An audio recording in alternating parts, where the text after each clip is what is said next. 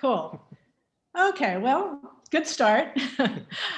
So we just wanted to start by, first of all, thanking the Nomadic Network, as well as Nomadic Matt, and particularly Erica for asking us to be here today. We're excited to share our lifestyle with you. We also want to thank everyone who's attending. Hopefully, this is worthwhile for you. We're just, again, excited to share our enthusiasm about our lifestyle. This was such a great experience for us, putting these last 3.5 years of our life together and going over all these great memories of ours. And we hope you come away with some inspiration from our talk. So first, a little bit about us. We lived in the San Francisco Bay Area before we started this nomad life for about 40 years, something like that. We've been traveling together ever since we met. I was lucky enough to travel with my parents all my life, and that's how I got the travel bug.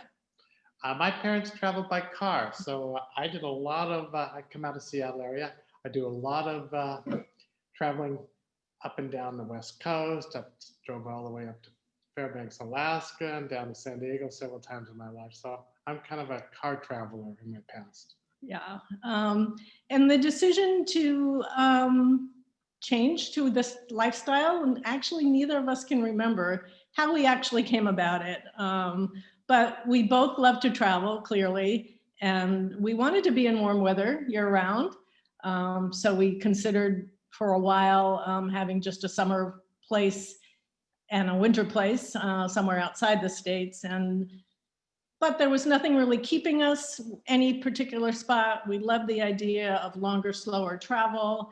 And somehow it just morphed into, let's just travel full time.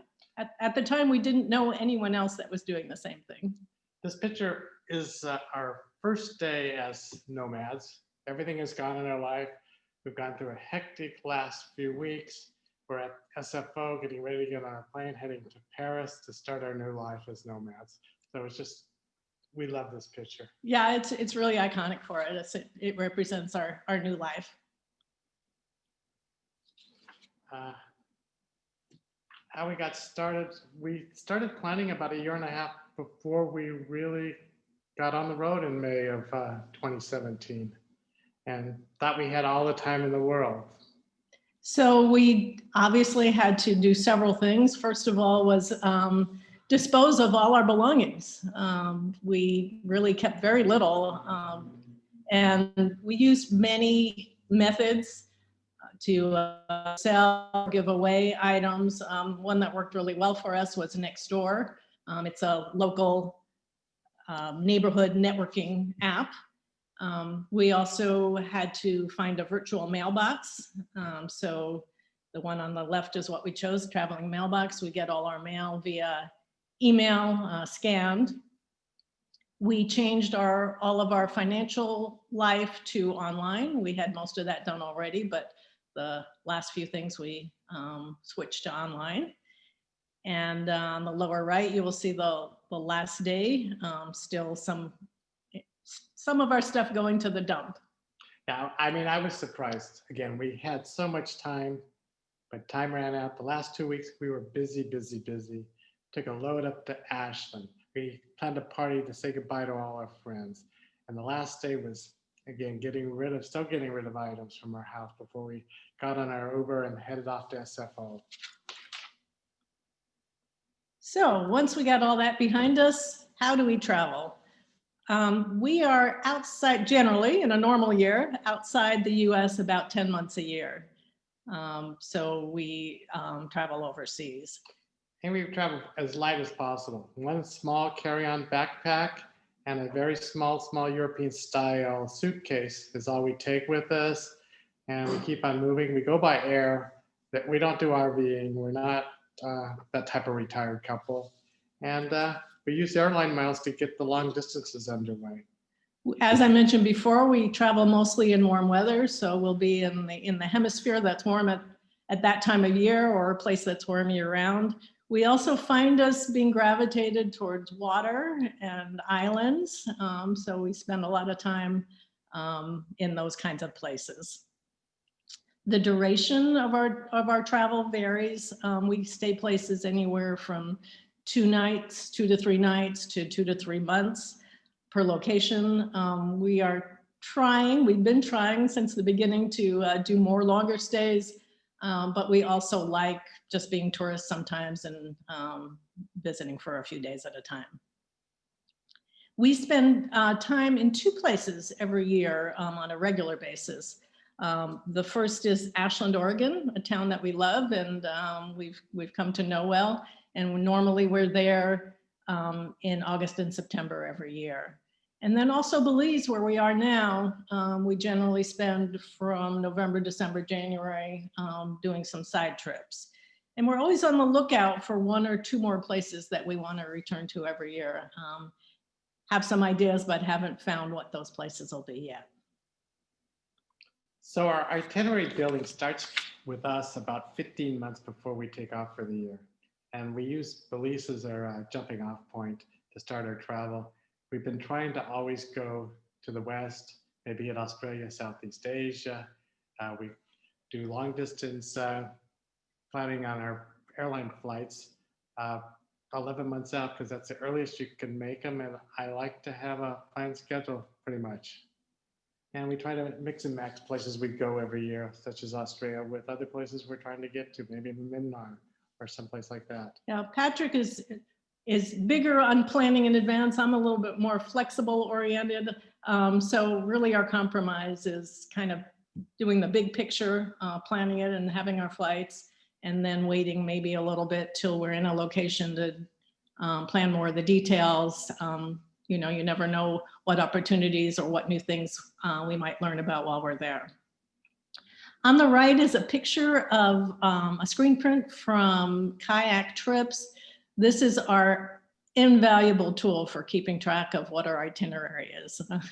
It doesn't seem like a hard thing, but without this tool, it would almost be impossible to keep track of all our reservations. We actually send all of our email confirmations of flights and lodging to Kayak Trips, and it gets organized. And so we always have a good pulse on what we've got, what we don't have, and where we're going next. And we couldn't have lived this last year without Kayak. Canceling, adding, changing because of COVID, it's just saved us. We would have probably been losing hundreds of dollars on reservations that we never were able to keep. Yeah. So why Facebook is our friend? For some, we know that Facebook is probably old school. This might be a surprise. For us, it's a really invaluable tool. First and foremost, it's our lifeline to communicating with our friends and family. There's just nobody that's with us on a day-to-day basis, and so we need some way to stay connected besides calling and emailing. And Facebook is it for us. It works really well. But in addition to that, there are just so many groups that are great resources for us. The picture on the left is of a group that we met with in Sydney through a Facebook group. Lovely, nice ladies, and several of whom we're still friends with and are in touch with. We also find events through Facebook groups, as you can see, the San Pedro Fun Finder.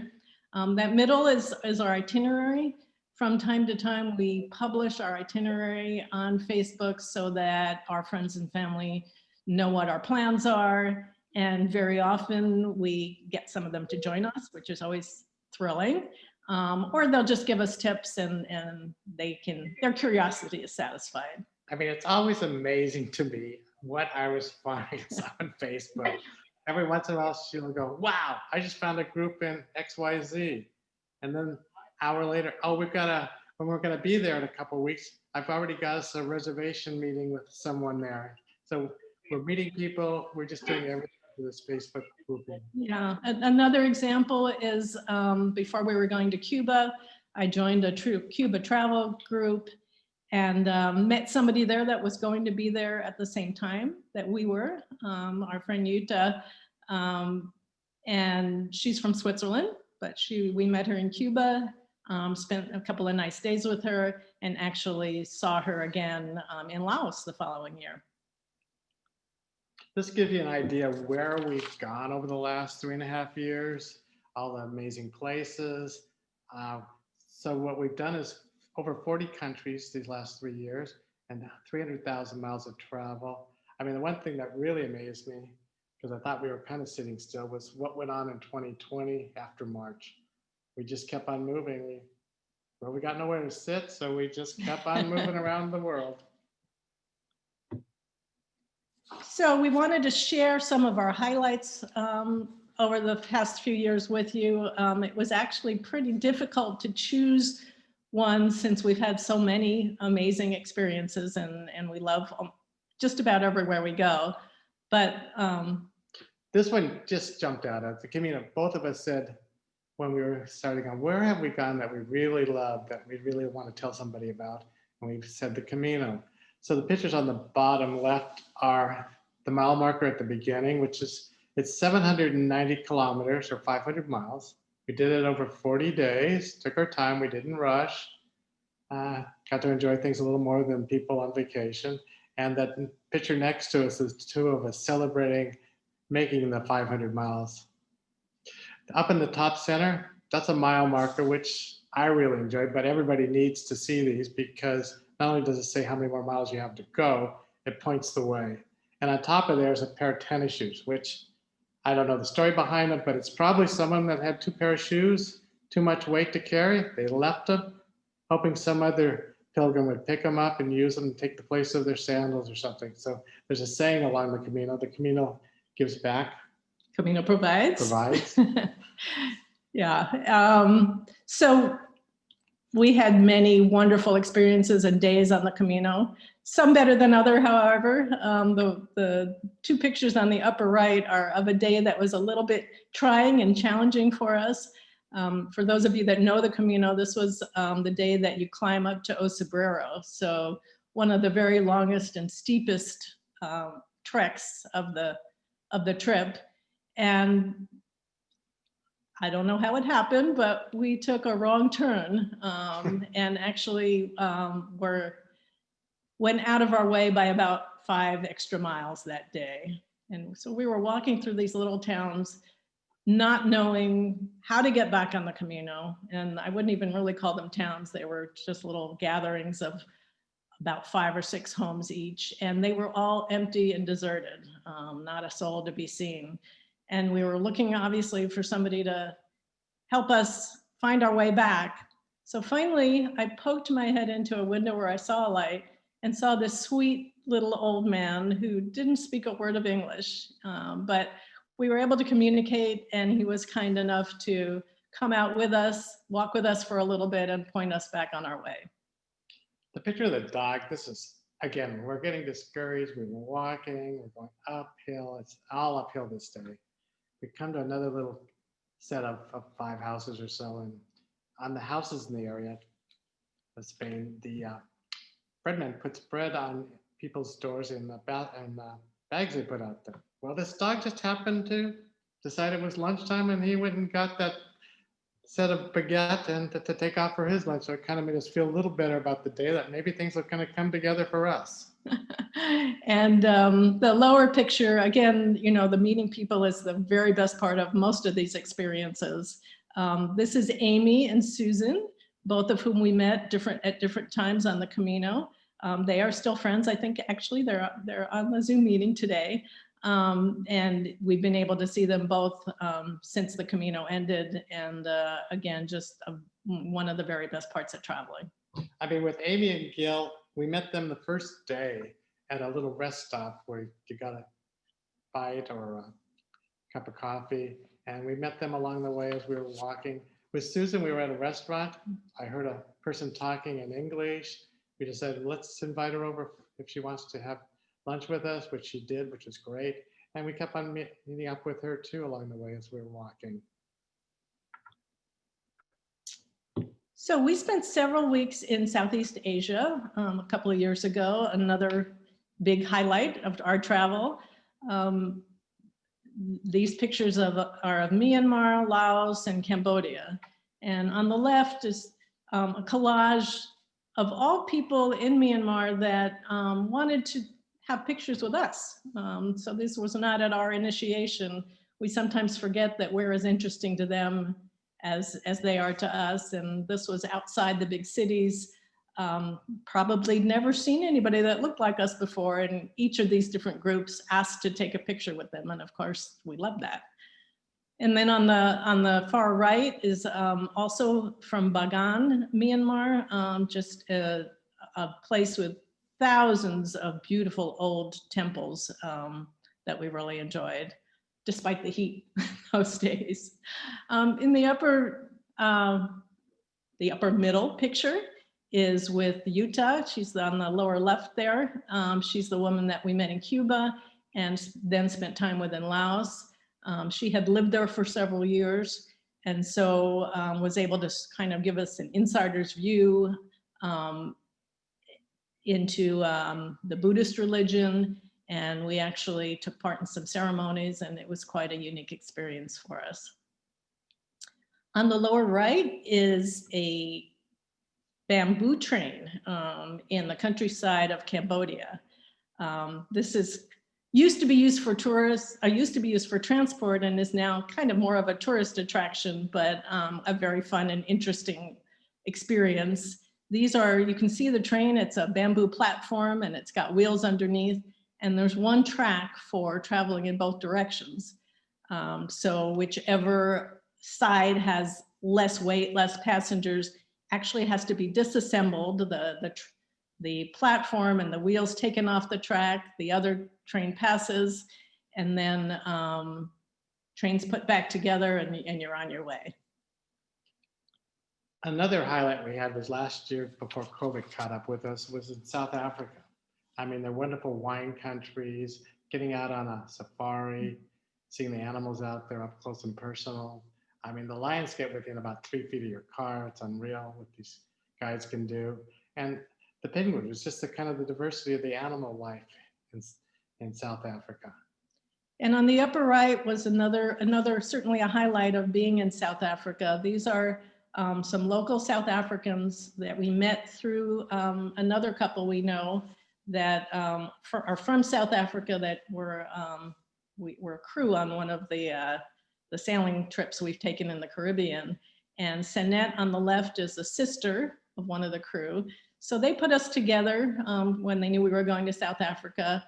Sanette and Anton were just so kind to take us in. They made a braai for us, which was what you see on the table here. That's a South African barbecue with just 10 different types of meat. And they were just so hospitable and so much fun to be with. We were able to spend several more days with them, getting together and bonding. So we wanted to also share our perspective on the pros and cons, the ups and downs of being nomads. I mean, some of the easy ones are just seeing the world. I mean, we're able to go anywhere at any time. As long as there's a flight or a train or somewhere to get there, we can get on it and take off. We don't have to worry about getting back to work, getting back to the house or whatever, which goes into freedom and flexibility. Again, travel time, we've got all the time of our lives to get this going. The new experiences that come out of it are unreal. I mean, the stories that we can come up with.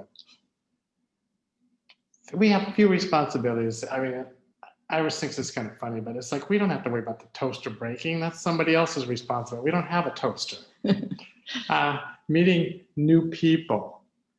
We're meeting people all over the world that are becoming our friends, or just learning about their lifestyle, about their families, about their cultures, just unreal. And then meeting our friends along the way. I mean, that was growing like crazy. Last year, we were going to meet people in 5 areas: Israel, Croatia, France, Spain, and Tanzania. And those were all coming from different points. Some Irish requested people, if anybody wanted to meet us in Tanzania. Others said, hey, let's do a Camino with you. And others were just to meet up. Yeah, unfortunately, most of that didn't happen, as we all know what happened with travel last year. So some downsides, some people like to plan. It's neither of us, it's a favorite thing for. And obviously to lead this kind of lifestyle takes a lot of planning. For us, it's a day-to-day activity, something we just have to do to make the lifestyle work. Also, relationships and being part of a community. I think we've mentioned that there's nobody that we see on a day-to-day basis. And so we both have to work hard at keeping up relationships. Patrick is better at phone calls. He's always calling people to say hi and just keep connected. I'm more of the social media and email person. And being a part of a community is almost impossible.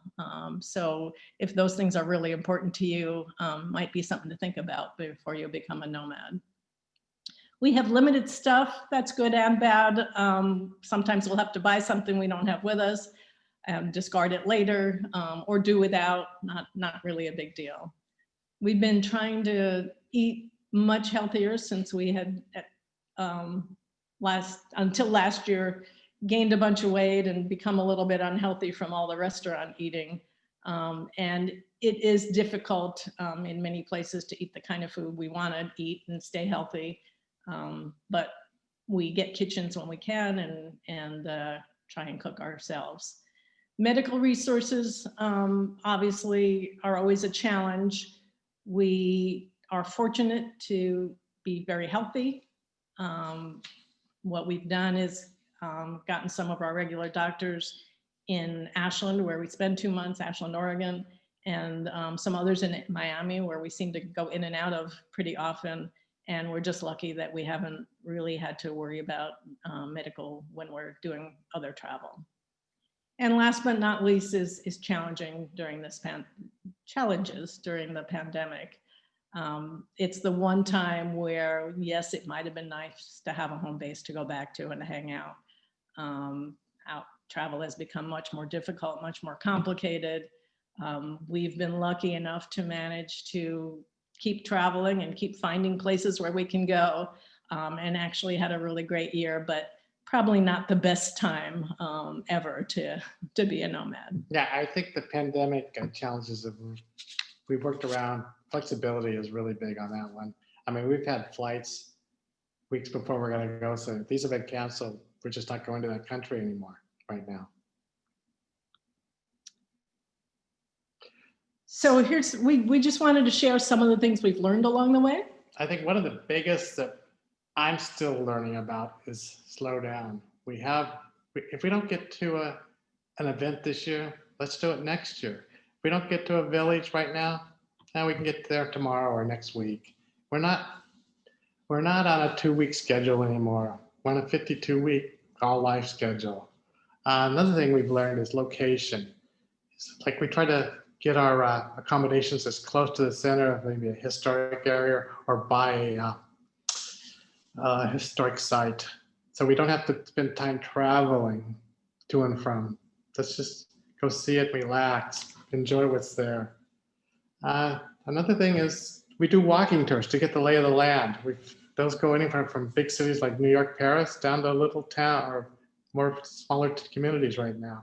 And from those, things have happened really good. Yeah, this picture on the left here is our friends Christy and Anna, who we met in Montpellier, France, on a walking tour. We were all on the tour together.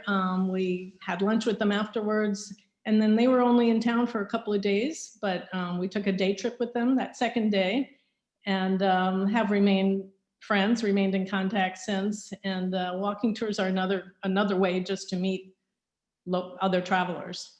I mean, another way we found is hop on, hop off buses. We kind of avoided those when we were doing our 2 weeks a year travel, but now we're doing them. It gives you a different perspective from a different angle of what's going on. And you get the history and a lot of other things.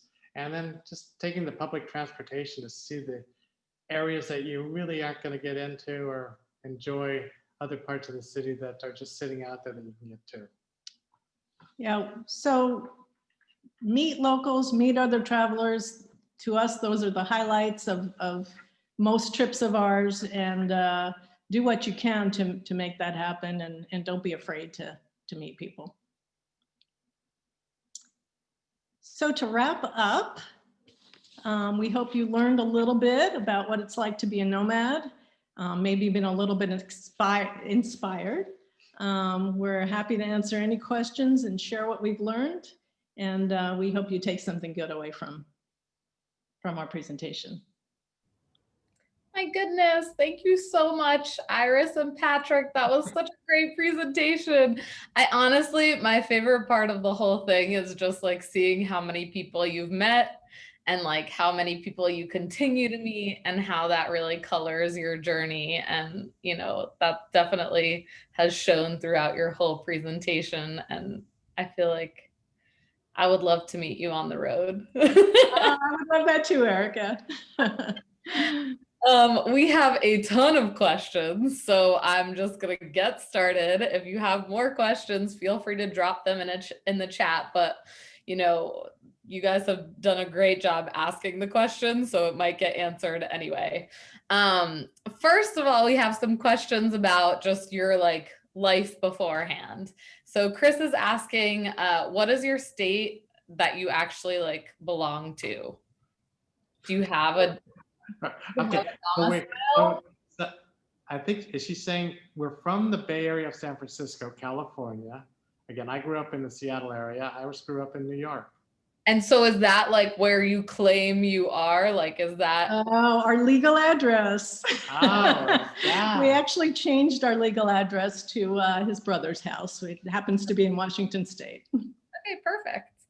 And then David's wondering, what did you do before you retired? Like, what were your careers in? Well, I had my own company. I had a house cleaning franchise for the last 25 years. And before that, I worked in computer distributing.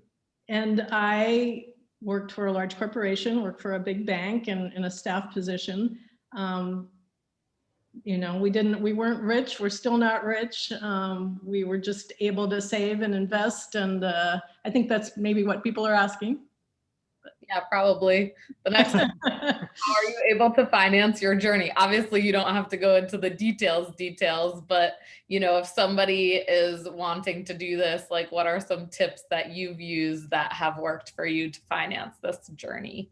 Well, I guess one of the biggest is we're spending money, so we're getting miles to get on planes with that spending. Yeah. I think my tip, and it starts many years back, is work hard, live maybe a little below your means, save your money, and you know, we were lucky enough to find some investments that are paying us as we go. That's incredible. And then we have a question from Nurit who's asking, she can't imagine getting rid of all of her stuff. Do you at least have a storage unit somewhere, or if you don't, do you just miss your stuff at some points in time? We have a couple of spots where we store things, not a lot, not any furniture. We kept some art, and we have a spot where we keep some extra clothing and our old photos and documents. But it was easier than you think to get rid of everything, and actually pretty liberating. Yeah. Yeah, it was great, Erica, to get rid of everything. I mean, there are things that if you say you kind of miss. We had a tradition every year of looking at our wedding album on our anniversary. Doesn't exist now. It's too big to carry around. Actually, we could photograph. I could take it with us. You could digitize it. We could digitize it. Sweet, though. We couldn't find it. Last time we were looking for it. We wanted to do that. Oh, I understand. When I was traveling for years, everyone in my family made fun of me because I literally stashed stuff in my mom's house, my sister's house, my grandma's house. Like everyone had boxes of my stuff while I was gone. So I understand.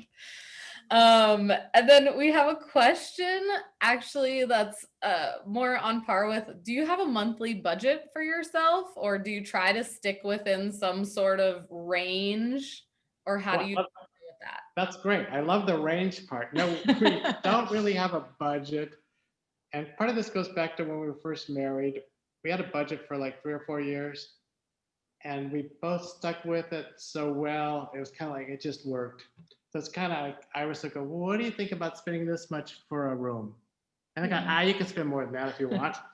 We are frugal by nature. That helps a lot.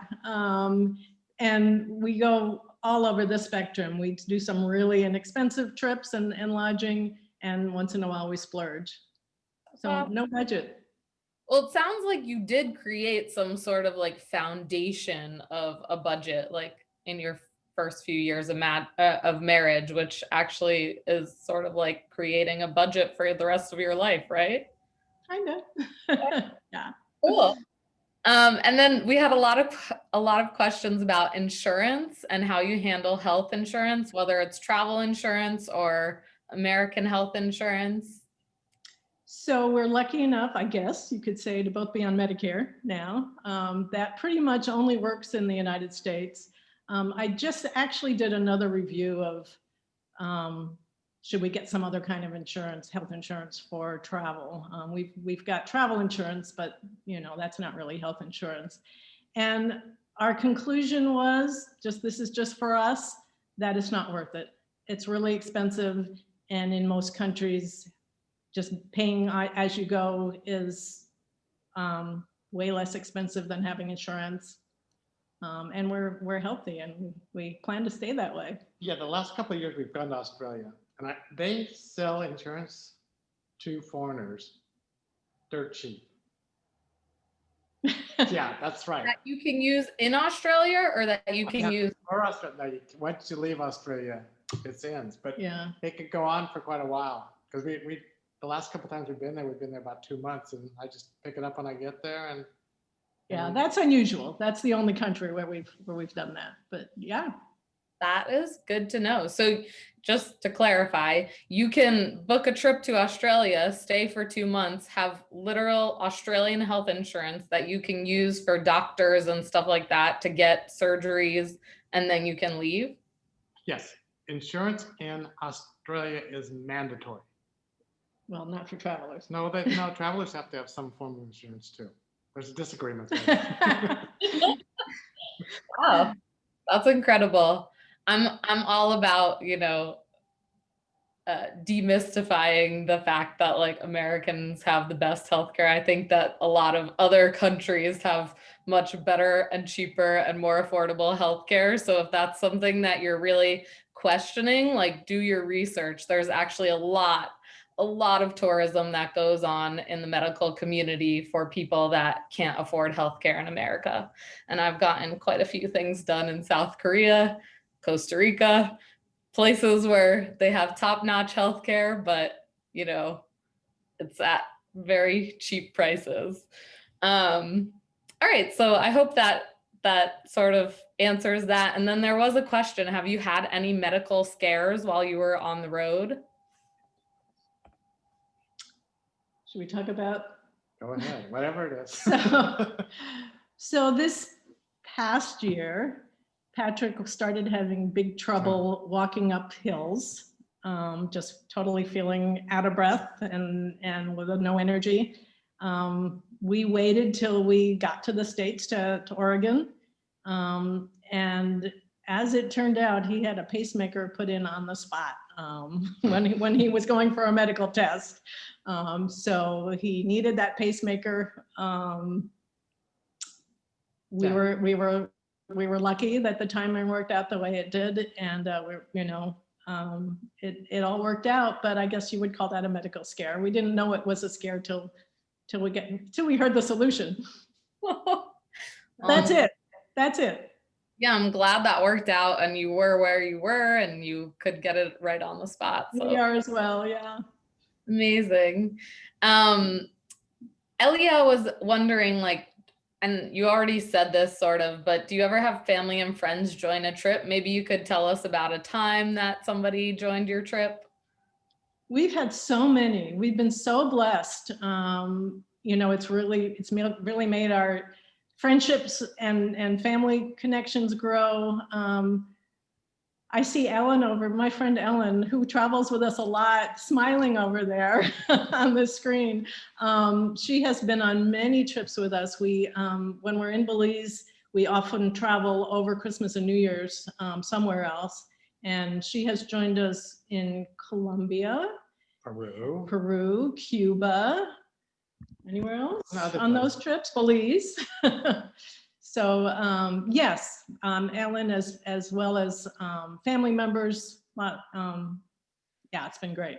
Oh, we just had a couple meet us in on a little yacht trip in Belize a couple weeks over Christmas. Yeah, That we really didn't know that we're friends of a friend. and now they're friends. And now they're very close friends, and we're Yeah. going to meet them in Tanzania hopefully in April. Yeah. Oh, that's amazing. That I I love that because I love that you share what you're doing. And do people just say like, wow, you're going to Peru, can I come with you? Those dates work. Is that how it works? Yeah. Very often we invite people to do that. Oh, we moved our trip around. I think our French trip, which was going to be last summer, friends said they were going to go over a certain time, and we kind of switched some things around. So that we could meet them. Yeah. That's pretty cool. And then do you have friends and family that you would typically go home to see? And if you can't go home, they come to you, or no? Has that not really happened? My sister lives in Albany, New York. I think she's on the phone, on the line here. Lisa, hi. She made a pact. We made a pact that she would join us once a year somewhere. And so normally we give her our year's worth of itinerary, and she and her husband, Howard, decide where they want to meet us. Unfortunately, that hasn't happened for the last year or so, but it will again. And yeah, we love that. Yeah, in the past they did meet us in Albania Albania. and Greece. Albania. Yeah. And for Howard, who had never been overseas before, I think people probably laughed that he went to Albania for his first trip, but he liked it. I love that, setting up a system like that where you know that this is going to happen each year. And I mean, I could tell that if you're starting to plan your trip 15 months ahead of time, it's really nice because then people can plan their schedules around your schedule. So Yeah. that is definitely a plus to being a Planner. Yeah. Amazing. And then Heather's wondering, do you meet any solo female travelers while you're doing this that are just traveling alone and you become friends with them? Yes. I think the Susan we were talking to on the Camino was definitely one Yeah. that we met and have stayed friends with. Great woman from New York. And the two ladies we met in Montpellier are both single and travel together from time to time. Actually, one lives in Chicago and one lives in Bilbao, Spain. Oh, Uda, that I was put And out Utah, on yeah. Utah. Yeah, lots of them. Amazing. David's wondering, where do you go for the 2 out of 12 months that you're not traveling? Is that when you're in Oregon? Oh, yeah, in Ashland, Oregon. Yeah, and community we've been going to for about 40 years that we just love. Yeah, and we actually have some roots there now, so it's nice to, it's not a home, but it's nice to have a place that's familiar to go back to and where we know people. Yeah, it is. We have another Erica on the call who's asking, how long do you think you'll be nomads? Always a good question. We will be nomads until we're tired of it. We don't really see any end in sight.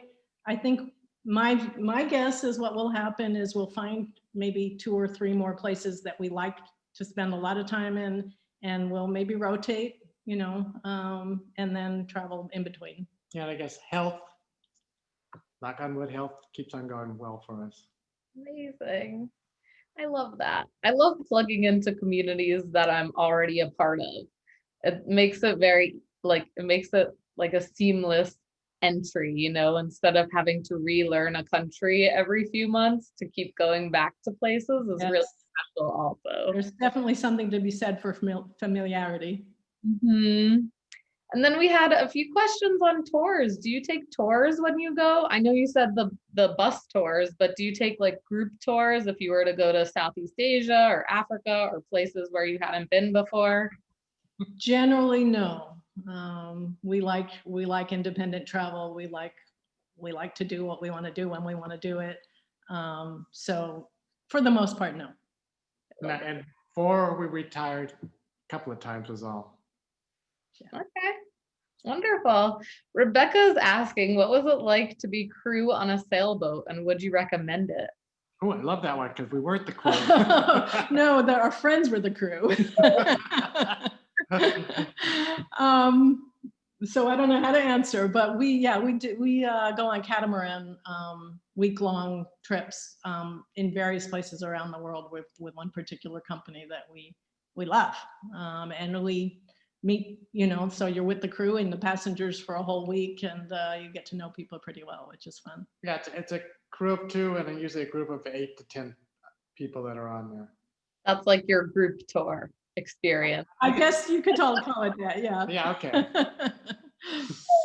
Okay, we have tons of questions about accommodations. So people want to know how you find the places to stay, and also where you find them. Like, is it VRBO? Is it hotels? Is it, Airbnb? Our favorite hotel site for booking is probably booking.com. That's great because it's you can filter on ratings and how close it is to town and any number of other filters, and their pricing is from what we found as good as anybody's. Yes, I use VRBO, I use Airbnb. We also have some weird ones like redweek.com where people will rent their timeshares that they're not using. Anything else important? I don't know. I was trying to find that. Oh, here we go. That's about it for lodging. Yeah, I want to throw another thing. Oh, I do have a tip. Another Facebook tip. There are Facebook sites for rentals by owners, and they often will post on their site something that's also on Airbnb or VRBO, but if you rent directly from them, you don't have to pay the fee. So I check those out as well. And another thing is when she's posting where we're going, Erica, friends or people say either they have a place somewhere or they know of a great place they stayed. Yeah. Try this. Recommendations are always key. Yeah. Are you ever able to just stay in people's houses? Like, are people like, I have a big enough house for you to stay in our guest room? Or has that not happened yet? It's happened, and it's I'm trying to think. it's Not something- too often. We don't try to abuse our friendship, I guess. even though if somebody said to me that I knew I'm going to be in Belize, and I said, well, we got an extra bedroom, come on and stay with us. But people that we've actually become close friends with some last Thanksgiving, that again, one of these yacht trips, we've stayed at their house and we've gotten to be good friends with them just because we've stayed at their house. And that's right. So usually not for more than 2 or 3 days at a time, though. Okay. All right. I'm just asking personally because, I'm okay staying on a couch, but now I have a husband and a child on the way. So I feel like maybe people won't want me to stay. Okay. So do you ever house sit? Is that something that you've looked into or no? So there was a while where I wanted to house sit, and I looked into it and I joined some house sitting sites. Patrick was not so keen. He really wanted to make sure that it was the best house sit in the best location, and that's not how you get started house sitting. So it never actually came to fruition. Yeah, with the most friendliest cat in the world, that needed the least amount of work in the world. I hadn't realized before I started researching it how competitive it is. So people are looking for house sitters with lots of experience, that know a lot about animals, possibly. And if you haven't done it for a while, it's a little bit hard sometimes to get your foot in the door. Mm-hmm. Definitely. I would definitely say that because I've looked into it and it is hard to get in there on the ground level, but not impossible. So if people want to sit here, definitely go for it. Yeah. Especially if you love animals. Yeah. And if your husband wants to do it. Our partner. Yeah. And then how far in advance do you book your accommodations? Varies a lot. Right now, not very far in advance because things are changing so quickly, and a place you could go to 3 days ago, you can't necessarily go to. So yeah, I might do it as we book the flights if we know exactly where we're going to be and where we want to stay. Or it could be, you know, up to a week before and, oh, we don't have a spot to stay in. Let's book something. That makes sense. And then I don't know if you answered this, but when you come back to the US, do you have like one location that you stay in? Like, do you have your house or do you have the same place that you book every time? People are wondering, like, if they were to do this and they were to leave, like, should they just leave their residence, or is it a good idea to hold on to it? We really like not owning a home anymore. It's very freeing.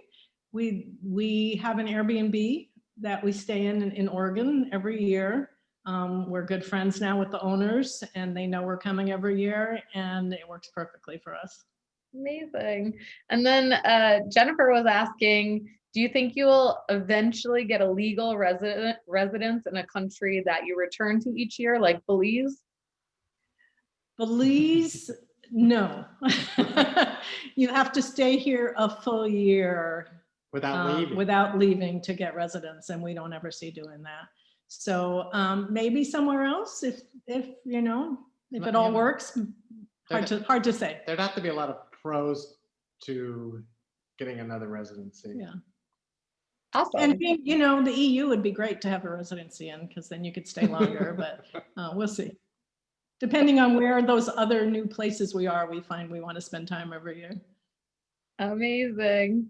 And then Nurit was asking, what kinds of Facebook groups, or how do you search for the Facebook groups that get you to make friends or, you know, find places to stay in countries that you've never been to? So like, what do you specifically search when you're looking for that?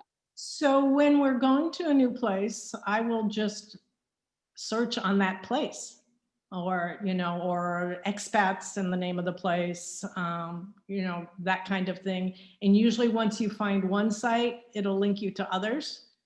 I'm a member of some travel Facebook groups and some nomad Facebook groups. So really whatever your interests are in travel, there's a group, and just play around with the search engine and you'll find stuff. All right, great. And Linda wants to know, what is your plan once the nomadic lifestyle is no longer oh, we already went over that. You'll have a few sorry about that. Annette wants to know, do you feel safe when you're traveling? I've never not felt safe. I mean, again, it's like, let's just pretend you're in New York City. You know, you kind of watch out for your stuff. We don't travel with any jewelry, really. Okay. So we've already gotten rid of that problem. Carry limited money. I have had one problem one time, but we were able to get through that. Thanks to Ellen. Thank you, Ellen. Yeah. Generally, like anywhere else that you go, whether you're traveling or not, you know, you have to be smart. You have to pay attention to what's around you. But no, we don't usually feel unsafe. I haven't physically felt threatened going anywhere. I mean, we do look at sites. Is this area going to be safe? And or if we're in a place, I'll ask somebody I can talk to. And they're going, you know, it's like anywhere else. Just be careful. Watch out what you're doing, where you're going. That's great. Great advice. Just be careful. Like the rest, anywhere in the world. Okay, we have quite a few questions on COVID, which I've been saving until the end. So the first one is, what's the situation with COVID like in Belize? Belize is trying very hard because this is a small little country, 350,000 people. A lot of their commerce is tourism. They're trying to do everything right. They're, you know, you have to take a test before you get here. Now the US you have to take a test to go back. They've already gotten on board with that. They've already set up a setup so they can get you back in the United States. The people here, they're running around in masks all the time, taking temperatures. Big fine if you don't wear your mask in public. Oh, they have right now. The negative is they do have a curfew at 8 p.m., which is going to be changed back to 10. Hopefully. So party goers, not a good place. But yeah, curfew at 10, no serving drinks. I'm sorry, curfew at 8 and no serving drinks after 6. So that's pretty strict. Yeah, and it is enforced. But it's supposedly going away this Sunday. We'll see. Okay. Right.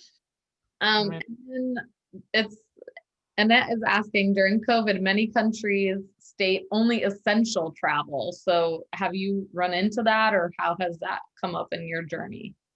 So obviously this year we've had to replan and replan everything we've done. And we pay very close attention to what the restrictions are. And, you know, do you have to quarantine, and, you know, what kind of test do you need? And we just try and go where it's easier to go. Yeah, we were going to go to the Virgin Islands over Christmas, but they have these good rules for the locals, but a hard rule for tourists to get in and out, to get into and to stay there. So we have been avoiding those, and there's a lot of countries we Americans can't go to. All right. Well, that sort of answers that. You just do a lot of research and follow all the rules. Yeah, Right? that's about right. And then do you think you'll get the vaccine, or do you think you'll be able to in Belize? Well, we're leaving Belize just in about a week. We don't know when and where we'll be able to get the vaccine. Unfortunately, you know, I'm not sure we're going to be in any place long enough for the next couple months. So we'll play it by ear like we do with everything. Yeah, I mean, we're probably not going to get it until July when we're back in the States for several months. Yeah.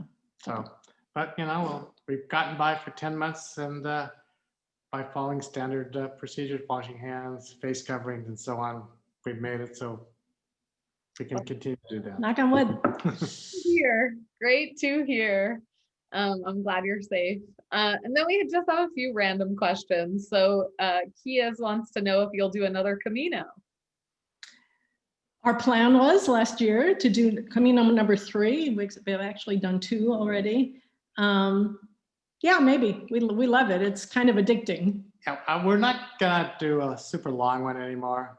The one we were gonna do last summer, which I'd still like to do, was what we called the best of the Camino. We picked an area that for 2 weeks that we were gonna walk and do about 200 miles.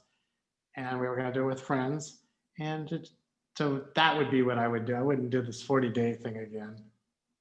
Okay. I mean, it's like doing a half a marathon every day. Yeah, yeah. I can't imagine. You guys are better off than me. I Sorry. It's okay. Tammy is asking, do you have children or grandchildren? Because that would be the hardest part for her. Yeah, we do not. So we understand that for people that do, it'd be harder to get away. I mean, we get asked that quite a bit. I mean, part of it to me is, where are your grandchildren? If you're in New York and they're in California, how often are you seeing them? I kind of think, well, geez, great. You can invite your grandkids and your kids to meet you in France for 2 weeks. You've got lodging. Just do more of it in other places. Yeah, but it's not a constraint for us. And we also don't have any pets. So we don't have either. Well, how could we? Yeah. Neither one of those are holding us back. You see my sister. Hi, Lisa. The last question was, how can we contact you? So I just dropped their Instagram handle in the chat. And so you can just follow them on Instagram, DM them on Instagram. They will answer whatever questions you have. Absolutely. We're happy to connect with anybody that's interested, that has any questions. Mm-hmm. And then Krista was asking, I guess, great last question. Where does the name Tripping Stones come from? Our last name is Stone. I don't know where it came from. We just came up with it. seemed appropriate. Exactly. You're on trips. Wonderful. So one thing we do, Erica and everyone, every year, well, we haven't made one this year. We make a shirt like the Rolling Stones make, but ours is the Tripping Stone shirt. And on the back, it shows our potential places we're going to go for the year. Yeah, it's like a concert tour shirt, except it's our travel tour. And then do you wear that while We you're actually do. It's a good conversation starter. Not too often though. That is so super sweet. Well, you guys are just full of such inspiration and so many great ideas. And I feel like a lot of people in the chat are just saying, Amy wants one of your shirts, by the way. We'll have to think about that. Maybe that's a new business. Yeah, I just wanted to say thank you for being here and for putting together such an awesome presentation and being so generous answering all the questions. Happy to be here. Thank you for having us.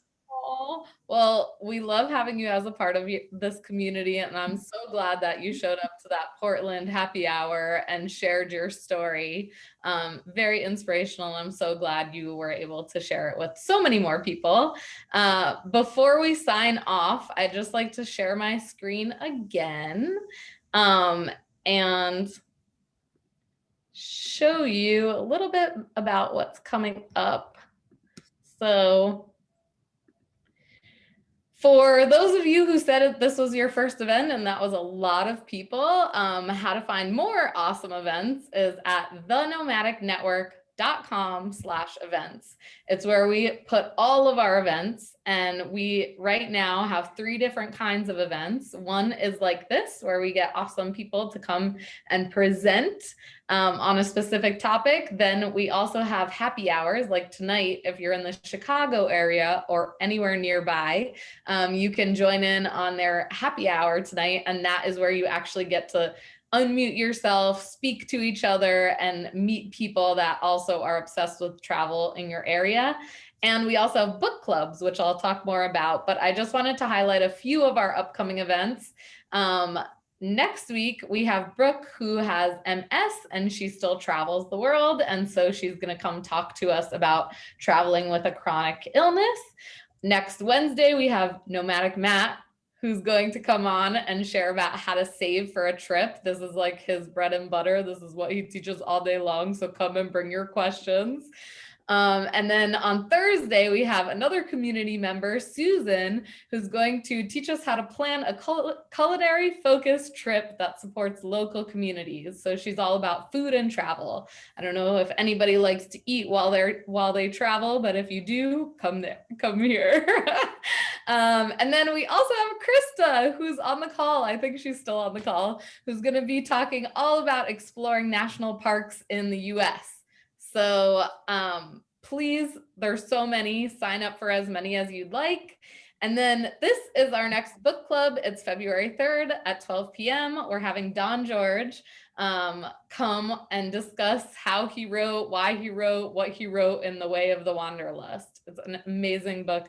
Don is a breath of fresh air. Like, please come. He's amazing. And then also just wanted to invite you to become a Patreon member again. We have lots of goodies for those people who decide to deepen their connection to Nomadic Matt and budget travel. And so that can all be found on patreon.com/nomadicmatt. Last but not least, thank you so much for being a part of the travel community. It's so much fun to have you here. It's great to have people like Iris and Patrick, who are part of this community, come and step up and actually present to us, but it's also amazing to have everybody show up and listen to them. We had, I think, 95 people on the call today, so amazing job, and thank you so much for showing up, and thank you so much for asking such incredible questions. It has been delightful, and I just wanted to say thanks. Iris, Patrick, do you have anything to say? No, we want to give our thanks as well, though. We enjoyed it. I will say the Q&A was much more fun than the presentation. And I hope you learned a little bit about how you can change your life and be a nomadic person when you're over 45. Retired.